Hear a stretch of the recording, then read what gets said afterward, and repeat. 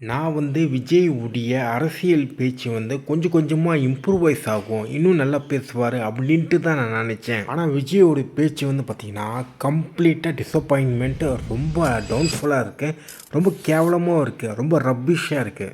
உங்கள் வீட்டில் இருக்கிற ஒரு விஜய் தான், உங்கள் வீட்டில் இருக்கிற ஒரு விஜய் தான் வேட்பாளராக நிற்க போகிறாங்க. உங்கள் வீட்டில் நிற்கிற ஒரு வேட்பாளர்னா அப்போ உங்கள் வீட்டில் இருக்கிற மற்றவங்க எல்லாருமே வாக்காளர்கள் தானே. உங்க அம்மா, உங்க அப்பா, உங்க அண்ணன், உங்க தம்பி, உங்க சொந்தம் டிவிக்கே வேட்பாளர் அப்படின்னா அப்ப உங்க ஓட்டு விசில் சின்னத்துக்கு தான் எல்லாருக்குமே தெரியும். இந்த உலகத்துல பல்வேறு மனிதர்கள் இருக்காங்க, ஒவ்வொருத்தருக்கும் தனிப்பட்ட கருத்து இருக்கு.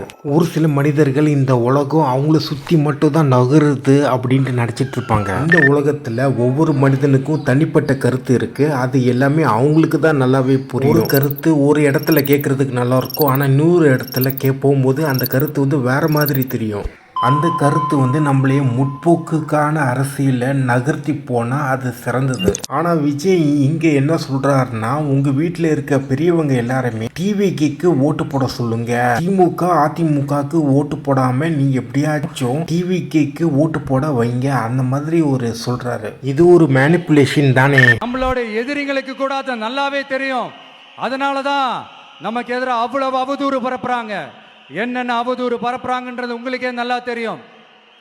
ஆனால் அவங்களுக்கு தெரியாது, என் மேலே அவதூறு பரப்புனா அது மக்கள் மேலே அவதூறு பரப்புற மாதிரின்னு. ரைட்டு, மற்றவங்க மேலே அவதூறு பரப்புறது தப்பு, அபிசுவான கமெண்ட் பாஸ் பண்ணுறது தப்பு. ஆனால் உங்கள் மேலே அவதூறு பரப்புனா அது தமிழ்நாட்டு மக்கள் மேலே பரப்புனதாக நீ சொல்கிறீங்க, அது என்னன்னு எனக்கு புரியல, சுத்தமாக லாஜிக் இல்லை. எனக்கு அரசியல் தெரியலன்னு சொன்னால் அது மக்களுக்கு அரசியல் தெரியலன்னு சொல்கிற மாதிரின்னு.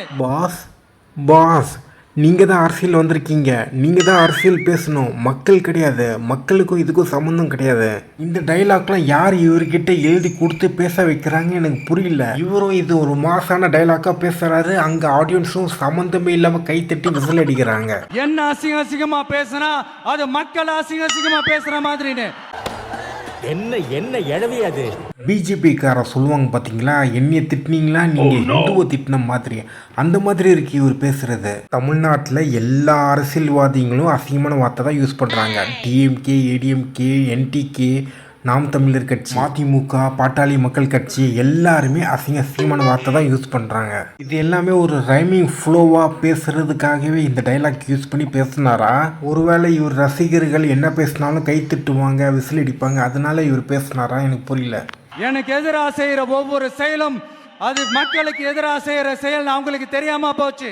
எது தெரியாம போச்சு? என்ன நடந்தது? என்ன விஷயம்? எங்களுக்கு தெரிய வேண்டியது எல்லாமே நீங்கள் கரூருக்கு ஏன் லேட்டாக சென்னையில் இருந்து கிளம்புனீங்க, அது மட்டும்தான் எங்களுக்கு தெரியணும்.